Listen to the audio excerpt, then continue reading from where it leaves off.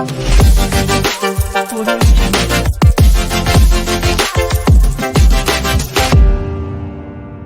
evening and a warm welcome. You're watching Education News Network, where we get you the latest developments in education at the top of this hour. Today at our studio, we have invited an eminent personality from the early childhood industry. This personality needs no introduction. She's none other than Mrs. Soniya Donison, who is the director for Petals Montessori, Bangalore, who's going to throw a lot of light on how early childhood parenting and its challenges, who's going to tell us how this early childhood parenting can be fun along with challenges. Welcome, ma'am. Thank you. So, ma'am, tell us all about how an early childhood parenting today is a challenge and how we can make it fun. Parenting is always a challenge, let it be early childhood or teenage years or anything. I mean, parenting doesn't come with a manual. So to make it less challenging is to basically, I advise parents to enjoy being a parent. And then there is nothing called a challenge. It's just more fun. So there are a lot of areas that we can look into when we say parenting. It's obviously giving time, you need to give nourishment, you need to make sure that your child is safe and is going into the best of the best schools. And as a parent, we make sure that we can do as a parent to our best. So where does it lie as a challenge? I don't think so. Parenting is a challenge. Parenting is to enjoy. Well, on that note, ma'am, tell us something about when we say about early childhood. How important is preschooling for every child? Preschooling is a very important area. When we look at the age of 0 to 6 years, and we all know that the maximum amount of brain development happens during that age period. So it's a very, very important area for a human's growth and a human development. Once a child has reached after the age of 6, they have learned how to walk, how to talk, how to feed themselves, how to clean themselves. So a basic overall structure of a holistic development happens during that 6 years. And that's a lot of learning that happens in those 6 years, which the later 25 years, we don't even say that we complete full brain development of 25 years. We only somehow complete about 5 to 7% of brain development for the rest of our lives.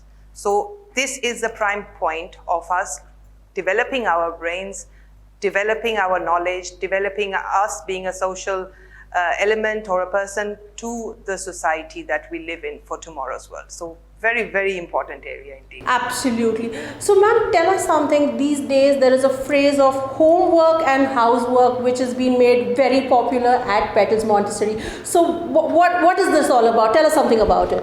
That's a very interesting area. So, obviously, with the lockdown and parents being at home, and what are the children doing? How do we keep our little ones entertained? So, Petals have come up with this area that children love to imitate elders. They love to follow the sign. Even a simple factor of a father talking on the phone in a certain manner, the child will immediately start imitating their father, or a mother cooking in a certain way or holding a phone or a bag, the daughter will immediately imitate that. So children love to follow adults. So why not use this time with the parent and the child and bring the Montessori classroom inside their home? Montessori is all about fine and gross motor skill development. So when we look at the child developing in terms of their fine motor skills, there is a lot of activities in the kitchen. For example, kneading the flour or sweeping the floor or tidying up your room or picking something up. These are all elements of fine and gross motor skill development, which develops your skills in those certain areas. So it's that's the reason where Petals brought in a certain area of calling the housework the new homework. So let your children get involved in the housework, which is becoming your homework. Wonderful. On that note of housework being your homework, we'll take a short break. Do not go away. We would be on our next segment back with a lot of questions from parents who would like to know from the industry expert, how does early childhood parenting work and its challenges. Stay tuned. We are in conversation with Mrs. Soniya Donison from Petals Montessori. Thank you. Uniforms is a very crucial instrument to communicate the unique brand identity of your institution. At Unipro, we are a team of expert designers and merchandisers with over 3 decades of experience in the industry. We are currently catering high-quality uniforms to over 150 schools across the country. At Unipro, we work on the best quality fabrics that are fiber-dyed rather than piece-dyed. Our association with some of the finest mills including Mafatlal assures nothing but the best. Each of our garment passes through over 30 checks to ensure quality and consistency. At Unipro, we work to ensure that uniforms are superior in terms of designs, functionality, and quality. Unipro also provides new age fabrics that are antibacterial and dries off quickly. We suggest our clients to opt for one-of-a-kind customized fabrics consistent with your branding, giving your institution a unique identity. On the basis of the parent's profile and geographical aspects, our in-house designers offer suitable and unique pattern for your institution. Unipro provides you with the quality certificate as well as fabric swatches so that delivered products can be matched with samples shown at time of order placement. Our team of over 150 workers helps us ensure timely delivery. All the said aspects helps us provide the best after-wash results in the industry. Our production lots are consistent in terms of color, quality, and size. We have both online and offline distribution options. With our online portal and size guide system, parents can easily order uniforms from the comfort of their homes and receive directly at home. Our well-defined offline process enables us to distribute uniform kits to over 1,500 students per day within your school, thereby reducing distribution and waiting time. We as a brand provide you best quality uniform in a timely manner. Contact us today, 9945172940. Madam, good afternoon. Hi, good afternoon. It's difficult time where our kids are not supposed to go out and we have got so many problems. So in this situation, we had never come across in my life. So I really don't know how to deal with a very little knowledge on these areas. We try to keep our kids in the house itself, but could you tell me how exactly the school is going to take care? If it is getting opened, as the state government is announcing that after July they are, you can start the school. Yeah. So basically, I don't want to answer. The school opening and what is the state government, because to be honest, let's be very frank, we do not have any orders from the government as in yet. Obviously, there is a manual we are going to be keeping and a lot of precautions are going to be taken care of in terms of making every school a COVID safe school. So those precautionary measures are going to be taken care of. But in terms of us discussing it out to parents at the moment, we cannot do that because we have not got any government orders. So till we get that, I am not in a position to speak about it yet. Madam, I have got a beautiful question like my kids are, how to engage my kids in this 24 hours, apart from a sleep, which I make it maximum of 8 to 9 hours. After that, she is not going to sleep. So how I can engage her for another at least 8-9 hours? If you can help me. Okay, that's a very good question because it's a question that I think every parent wants to ask is how do you engage your children in this time when you're at home? So in a lot of ways, first of all, I would like to make it a point that parents must enjoy this time with their children and their family. Just have fun. There is no structure. There is no things like you have to finish this, complete this task and do this. Enjoy the moment. It's not going to last for a very long time. So number one, have fun. Make it like an atmosphere that your child enjoys being in. Because personally speaking, a good atmosphere and good vibrations from an environment will keep the child healthy and build up their immune system. So that is what we are planning to do. Other than that, there are a lot of other elements. Make your child help you out with the housework and stuff. Make your child be more responsible in terms of cleaning up their room and taking care of basic things like putting their plate. Even small children about 4, 5, 6 years old can do basic washing up and they really enjoy that. They consider it as water play. So a lot of these things that you need to involve them in. So the idea of just putting on a YouTube channel or a WhatsApp or giving them an app and letting them play a game on the app is not healthy, because they're just glued to that. And so communicate to them, talk to your children, tell them stories about your childhood, play the games that you used to play during your childhood. Invite them into your childhood. I mean, I'm sure they're going to enjoy it. Madam, thank you very much for the time spared during this session. Thank you, welcome. Thanks so much as well. Thank you. So that was the first parent, Mr. Aditya Kumar Thakur, who is a parent of a 6-year-old, and he's the director for iMicro Systems, who had the first question for our speaker, Ms. Soniya Donison. Our next question is from a young parent, Ms. Deepthi, who works as a senior program manager at Dell EMC. Hi, ma'am. Thank you so much for this opportunity to be here and to interact, having this interactive session. I do have probably many of the parents may also have this question. I do know that this is a situation where no one was expected to be in. So when the school opens, or whenever that is, right? So when the school reopens and all that happens, how would we, or how would the teachers be trained any different to be there in that, or how would we handle it different after opening? I do understand currently there are many areas wherein we are trying to engage the kids. Some days we do engage, and some days we just leave them to, I'll be very honest, leave them watch whatever they want. So after all these, chaotic way of their days being rolled out, and when they come back to school, would the teachers also be trained on to, taking them along from where they are coming, given that it would have been like a longer break for them? So any such things would be considered by the early childhood centers, or any guidelines would be given? Thanks a lot, Dipti. So yes, obviously, even though you all are at home, teachers have been working, teachers have been getting trained.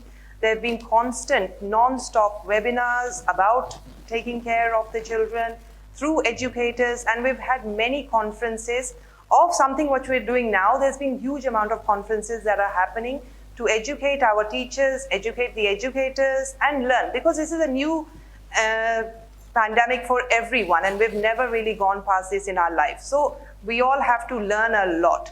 So definitely there are guidelines already out from certain associations and government, which obviously will come to us once the schools have been opened.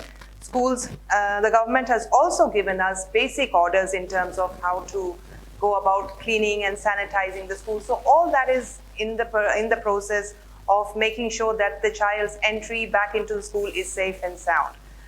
So that once the schools open, I'm sure the government will also keep you as parents posted, plus also the schools will also give you enough information in terms of how we are going to make our school COVID safe. Now, when we look at the COVID cases or something, when we look at early childhood, it's not actually a big threat to us. Why? Because we deal with small children all the time. We always have to take care of their safety, their health, their hygiene. So school in particular works very hard in terms of making sure that their premises are safe, clean. We have small class sizes because we cannot gather so many smaller kids into one class. So there are certain groups and everything. So as a challenge in terms of making a school COVID safe, preschools don't really have too much of a challenge because we already follow a lot of the norms that are coming in. However, we will follow even 10 times more to make it extra safe. So, I mean, then obviously the responsibility, let me make it clear, does lie in the parent's hand as well, because the child will be coming from the home to school, and that's a safe journey for him. The child will be going back home from school back to the house. So again, that's also a safe journey for him. What happens in between? What happens when the child is at home? Who are the parents meeting? Are you keeping social distancing with your friends, colleagues when you go back to work? So basically the responsibility does lie in the adults, in the parents, and obviously our teachers are going to be much more trained in terms of keeping social distancing outside, not going out socializing, even though life is slowly getting back to normal. The normal is very far away. So we have to still take a lot of precautions when we get back on track as well. Yeah, sure. Thanks a lot. Thank you for helping me answer that. I guess that's what I had for today. Thank you so much for the opportunity once again. Thanks, Dipti. Thank you. So, ma'am, we have a next question from Miss Anita, who is a homemaker and a young parent to two lovely kids. Hello, ma'am. Good evening. Thank you for this opportunity. It's a pleasure that I got to talk to you today. My question is a Hi, general Anita. question. And the question is, with kids, how can we parents really close the generation gap that we have? As the kids grow, do you think we will get out of sync with their ideologies, or do we really have some ways to get in touch, keep in touch with them, with their ideologies, and not get out of sync from their ideologies? That's a very interesting question. Basically, there is always going to be a generation gap. We can't take a generation gap out. We've had a generation gap with our parents, and our kids are definitely going to have it with us. Obviously, we can be more flexible. We can learn about their society. We can learn about their culture. But we as parents have to have the responsibility in terms of making the decision of parenting on how much is too much, how much freedom is too much freedom. So that is between the parents and the child to understand each other and make sure that you both are in sync. That doesn't have to be a generation gap. That's basically called respect. So a very important area in childcare, or I mean, not early childcare, I think with parents and children, we should say, that can be a teenager, that can be a toddler, anyone, is to make sure that you are teaching the sense of respect to the children, because that's going to be your tool as we go further. In early childhood, parenting and a generation gap is not a mere challenge, but those challenges do arise as the children get older. Great. Thank you so much, ma'am. Thank you for this. And I have another question. Considering the current situation with COVID-19, yes, we have kids who are able to understand about the coronavirus, understand social distancing, understand sanitization. But we also have special children, especially able children in our society. So how are we going to cope up? I'm a mom of an autistic child, and I find it difficult to make her understand about the current situation. So how are schools going to take this up, and how are we going to help them, ma'am? See, the challenges of an autistic child and a normal child is not going to change because of COVID. Autistic child still has those needs and desires that every educational institute should provide if they're taking care of that child. So in that case, there shouldn't be any changes. There should be just basically prime concern is the well-being and the betterment and the happiness of that child in that environment. And every educational institute has their own protocols in terms of how they educate that child or take care of that child in different institutes. So COVID has not brought any changes. Obviously, yes, during this period, children with autism or ADHD do feel more refined because they do need that outside space. They do feel a bit more claustrophobic being inside the house all day. So they do have a lot of emotional turmoils, I would say, being locked up in the house, because they need that sense of routine which they follow and that sense of open air, going out to play, which has been confined, and it's a little bit difficult for them to understand. So in this note, I would request parents who are taking care of special ed children to be extra patient, extra caring, give them more extra love, because they deserve it. Great, ma'am. Thank you so much. Thank you so much for this time, ma'am. Thank you. Last but not the least, ma'am, we have a last question for you, who's a young mother, Ms. Pallavi Kanchan, who's also the senior manager for Oracle. Hi everyone. I hope you guys can hear me well. Hi, Pallavi. Yeah. Hi, Pallavi. Hi, ma'am. Hi, everyone. So, thanks for inviting me to this insightful talk show. And it was heartwarming to see suggestions pouring out from you and the concerns of the parents. I had a different concern on a different note altogether. And I know in these times, I'm sure we'll get through the educational part of it in one way or the other with the help of the school and the homeschooling concepts. But for me, what is the most challenging is how to teach my toddler about the emotional development skills, or how do I make her socialize in this environment with others, because she's a 2.5-year-old as of now. And all she knows is her parents, her family now. So the social and the emotional development quotient of younger kids would be my biggest worry with the current scenario, or a challenge, so to say. Yes, definitely a challenge at the moment, especially when we are looking at social distancing. Even we cannot be a role model for our children because we have to even keep distancing from our friends and colleagues. So there are a lot of ways in which you can, as parents, keep them connected with their society. One is if you have class groups and friends, make sure that you do a video call once in a while and let them chat to their friends. Be involved in still participating in birthday. You can have virtual birthday parties for relatives and friends. Again, video call is something that we have to depend on, and we have to make sure at the moment where they cannot physically meet, let them at least virtually meet.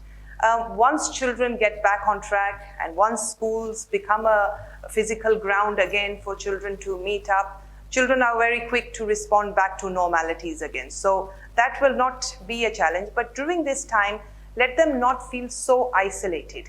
Very young children depend on their school and their friends because that's their society.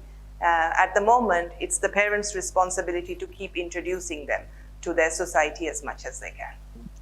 And I'm sure once the school resumes, whenever it is, and these kids start pouring into the school, they would have a different, I think for me, it would be starting again from back to zero, because now they would have been so engrossed in the family environment. They don't want to leave their moms and dads and go out anywhere. I mean, my girl, she always wants to be at home. There's no point of asking her to push her out of the house.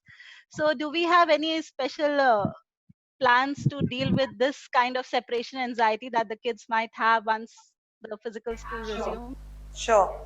There's obviously separation anxiety, but let me just tell you, separation anxiety in the level that a child goes through first time entering a school happens only once in their lifetime. It never happens like that again. They get used to it. So if you are thinking back to the first days when the child was in school and how was it when she was left alone and everything, that level of separation anxiety is not going to come because she's past that stage. Now it's just a matter of adaptation. Because they've already been in that environment, they know their friends, they know some of their teachers, their familiar faces. Familiar environment makes a big difference. So they're not in an alien environment again, they're coming to a familiar environment, their home, their parents, and again their school and the school teachers and friends are all familiar environment. So they're not going to go through so much of separation anxiety like them coming first time to a school. Okay, great. That's good to know. I mean, one thing taken care of. So thank you so much for those answers and insights, and for the invitation to this insightful session. Thanks, Pallavi. Thank you. On that note, we come to the end of this wonderful session.